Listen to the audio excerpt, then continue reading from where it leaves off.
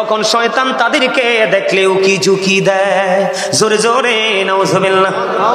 আপনারা তো জানেন না, নারীকে শয়তান মনে করে রশি।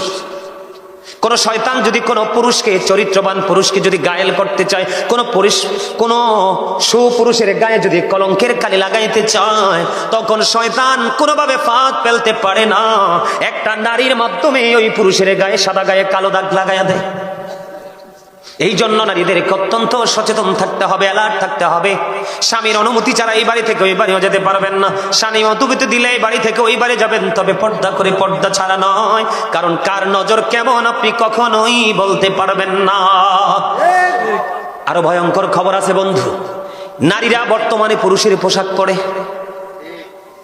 আপনারা দেখছেন কিনা জানি না, এখন দেখবেন ম্যাক্সিমাম নারীর পরনে দেখবেন পুরুষের জুতা। কথা কন না কেন? আমি বলছি না, কিন্তু আমি দেখেই বলছি, ম্যাক্সিমাম নারীর পরনে। আপনারা দেখেন, আমরা তো পুরুষ, ওনারা মনে করতে পারে যে হুজুরি পুরুষ দেখে মনে আমাদেরকে বেশি বলতেছে। না, আমি আপনাদেরকে বলি, আমরা পুরুষ মানুষ, মার্কেটে গেলে আমাদের একটা লুঙ্গি, একটা গেঞ্জি, একটা শার্ট, একটা পায়জামা, একটা প্যান্ট, এই তো আমরা পুরুষদের।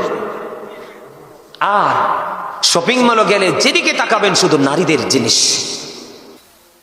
কতটা ধ্বংস হয়েছে নারীরা, কতটা পথভ্রষ্ট হয়েছে তারা, কতটা অভিশপ্ত হয়েছে, কতটা লানত প্রাপ্ত হয়েছে। নারীদের জুতাগুলো অত্যন্ত ডিজাইনেবল। আপনি চাইলে সর্বোচ্চ হাই হিল পড়তে পারেন, মিডল হিল পড়তে পারেন, আবার ফ্ল্যাট পড়তে পারেন। পারেন না? নারীরা পড়তে পারে না? তাদের কোয়ালিটির কোনো শেষ। এত সুন্দর সুন্দর ডিজাইনেবল জুতা ছেড়ে তাদের নজরটা পুরুষের জুতার দিকে। ঠিক আছে, কথা কন না কেন? বলছি গেল একটা।